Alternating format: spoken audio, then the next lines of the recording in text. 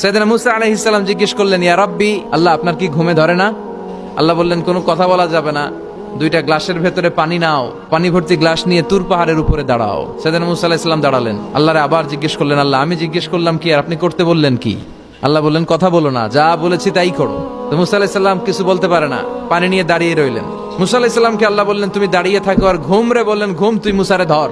ঘুম যে এবার সাইয়েদনা মুসা আলাইহিস সালামকে ধরেছে। উনি ঘুমের ধাক্কায় আর থাকতে পারেন না, একবার ডানে যায় আরেকবার বায়ে যায়। ঘুমের ধাক্কায় হঠাৎ করে কাত হয়ে পড়ে যায় আর গ্লাসগুলো মাটিতে পড়ে খান খান হয়ে ভেঙে যায়। আল্লাহ ডেকে বললেন, মুসা বেশি কিছু হেফাজতের তো দায়িত্ব দেই নাই, শুধু দুইটা গ্লাস হেফাজতের দায়িত্ব দিয়েছি। ঘুমের কারণে এগুলোর হেফাজত করতে পারো নাই, ভেঙে খান খান হয়ে গিয়েছে।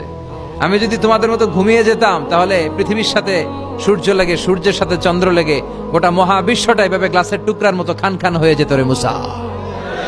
এজন্য লা তাখুযুহু সিনাতু ওয়ালা নাওম, আমার ঘুমেও ধরে না, ঘুমের আগে যে তন্দ্রা আসে ওইটাও ধরে না।